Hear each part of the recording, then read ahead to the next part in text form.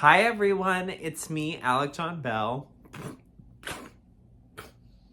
Got a hair in my mouth. Gosh. Anyway, welcome back to Couch Conversations, which is what I'm now calling this series. First of all, I apologized for the way this video looks right now, the actual quality of the video. I'm trying to find a way to make the quality of these videos seem a little bit better because they're really not like good quality right now. And the last two videos were a lot better than this. And I don't know. But we're here. I got my blankie. We're just sitting here having a conversation. And I thought of the name Couch Conversations like 20 minutes ago. So that's what these episodes are now going to be called. They're going to be called Couch Conversations. And basically we're going to talk about anything I want to, whether it's about spirituality or my writing or my education or about, I don't know, whatever I want to. That's why they're called Couch Conversations. They're just very laid back. No editing. No cutting up the video. No doing anything like that because I am not smart enough to do that. If you're smart enough to do that and you want to help me make my videos great, then go ahead and send me an email because I don't know how to do any of that. So tonight I wanted to talk to you about my fibromyalgia. If you're wondering why I'm wearing gloves, these are my carpal tunnel gloves. I have really bad carpal tunnel, and that is just one of the many mental health. Oh my gosh, I can't think tonight. This is one of the many health issues that I have. I have really bad carpal tunnel. I've written like over 30 books. I've published 16 of them at this point. My hands are tired, okay? So these gloves, that's what they're for. I've been writing tonight. But I wanted to make this video because I'm in a really good mood tonight, and I felt like why not make a video while I'm in a good mood, because my fibromyalgia can sometimes kick my ass. Now, let me kind of give you a little tiny bit of a backstory as to how I got my diagnosis. So, I started experiencing chronic pain last year in 2024. It was around, I don't know, I think it was around like January or February when I was in eating disorder treatment. And if you would like a video on that, then let me know and I will definitely make a video on that. But I started experiencing chronic pain while I was in eating disorder treatment. And then I got out of eating disorder treatment, was really confused as to why I was dealing with all this pain. I had struggled with chronic fatigue for several years prior to this, and I just didn't know what was going on. I was very confused. But I had an inkling that it was fibromyalgia because my mother also for a very long time thought she had fibromyalgia because she would get these flare-ups. And these flare-ups would come and go. But the weird thing with her was that they would come for years at a time. So like they would come, she would have them for a couple years, and then she would go years without having any symptoms. And then they would come back. So I kind of knew a little bit about fibromyalgia, but I didn't know a whole lot. So I went into this kind of like, okay, I need to figure out if this is fibromyalgia and what steps I need to take. So I went to my primary care doctor and I asked her what she thought. And she said that I needed to see a rheumatologist because if you're not familiar, rheumatologists deal with like arthritis, fibromyalgia, kind of, or do they deal with arthritis? Yeah, I think they do deal with arthritis. They kind of deal with those kinds of things. And so she sent the referral. I actually got in really fast. I think I got in within like a month. And I met with him, my rheumatologist, the first day, and he was asking me all of these really weird questions about my mental health. And I'm like, okay, are we doing a mental health evaluation? Like, what's happening? And he asked me if I had any psychological trauma happen within the time frame of me starting to deal with all this chronic pain. And I said, well, I had this situation that happened at the end of 2023 and the beginning of 2024. And he said, I explained the situation to him. And if you're interested in knowing about that story, you can read my Feed trilogy. The first book came out last December in 2024. And the next 2 books are coming out this year, so stay tuned for that. But I basically explained to him everything that happened and how I ended up in eating disorder treatment and how I ended up in all of this stuff and how it all kind of came together. And he said that oftentimes fibromyalgia can be caused by psychological trauma, because it's like the trauma triggers something in the brain. And he told me it's not that my pain isn't real, but that it is in my head. So my brain is interpreting like these signals, I guess, that are being sent to my brain as pain, but there is no actual pain, or there's no cause for the pain. There is pain. Pain is present, but it's not like it's not like there actually is pain. Like there's no reason for there to be pain. And so he did a bunch of blood work. He checked my tender points, which, if you don't know, the tender point test is basically like they check different parts of your body. They call them the tender points. And if you mark off like so many of the tender points, then you have fibromyalgia.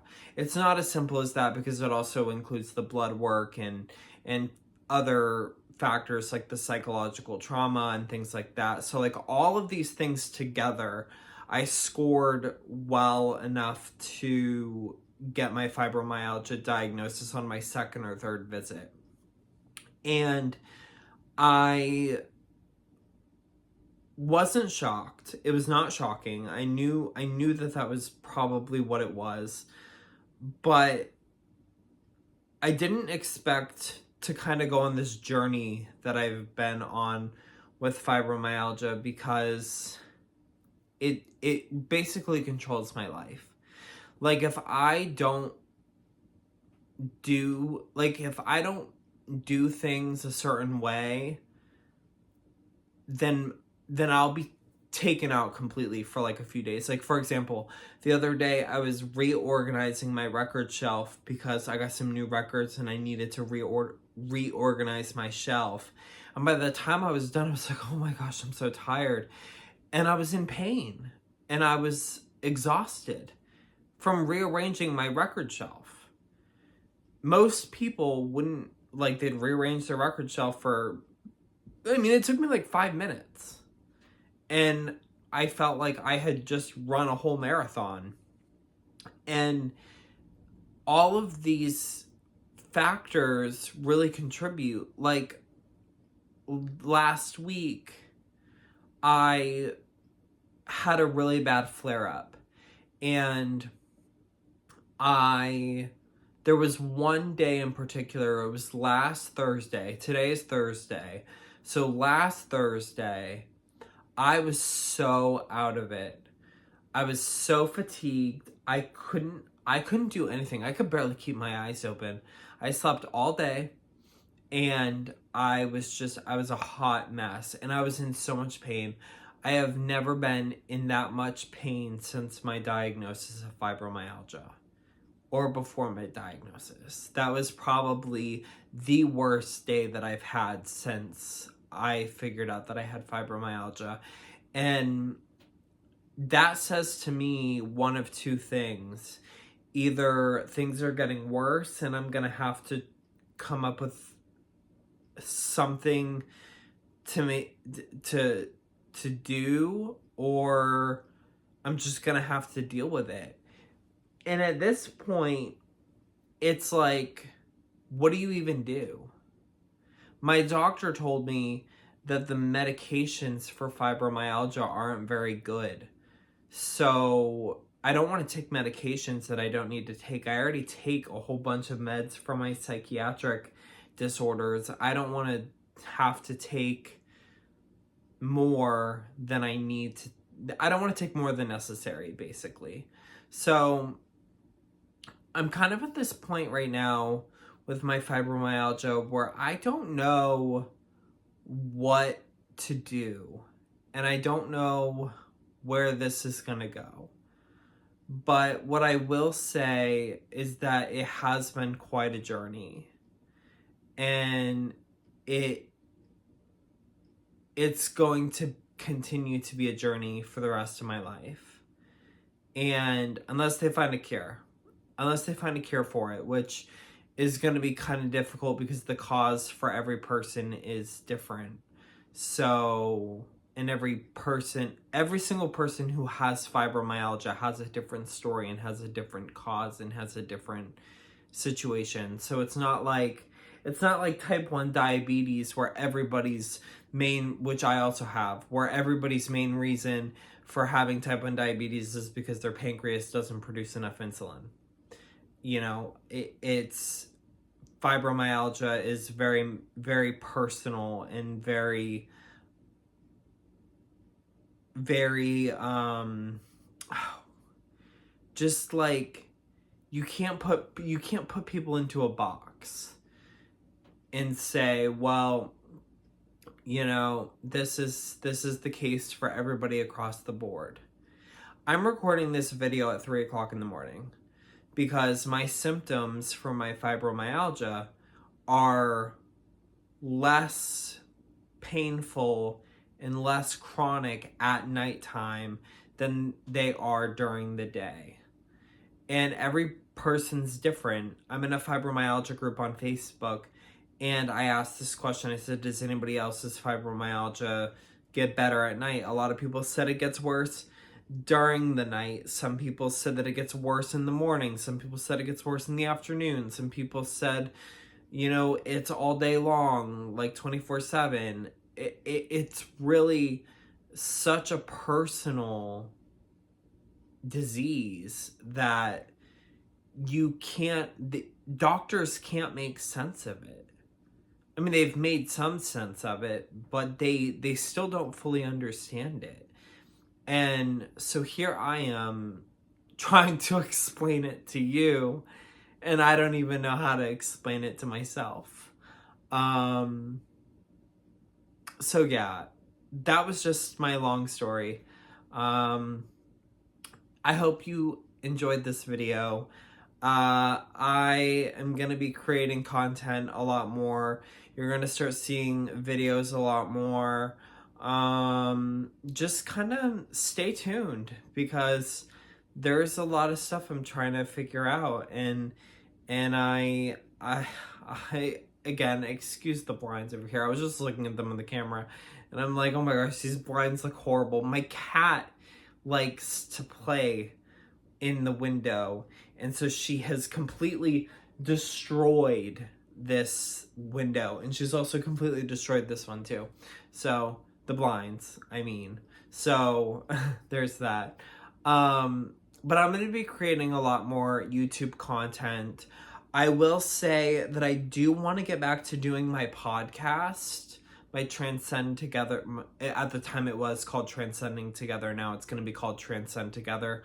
I want to get back to doing my podcast, but I think it will be audio only. I don't think I will do video. Unless you guys are okay with low quality videos like this. Because, listen, like, I am on Social Security. I am poor. I don't make a lot of money. I don't have the type of money to buy high-tech equipment to be able to make videos for you guys. And I have my MacBook, and I think if I can get my microphone to connect to my MacBook, then I can start my podcast again, because I would love to do that. I really enjoyed doing the podcast, and even though I only did like 5 episodes, it's something I'd love to get back to because I just think it'd be fun. I also really want to start a podcast with my best friend. That's something that I'm trying to figure out how to do and try to figure out how to make that happen. She lives here in town, so we'd be able to do it together. I'd have to buy her a microphone. We'd have to be able to make sure it hooks up to the MacBook, you know, things like that. But things are coming. Things are coming along. And again, I apologize for the low quality of this video. I don't know if it's the lighting. I don't know what it is with this video tonight, but this just doesn't look good. But I wanted to do this video anyway, so I hope that you enjoyed it. If you have any questions, please leave them in the comments. I'll answer them in the next video.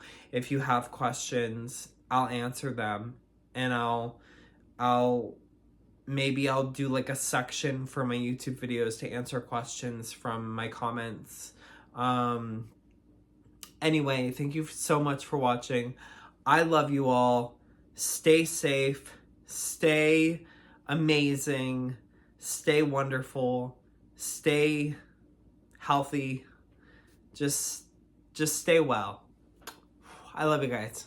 Bye.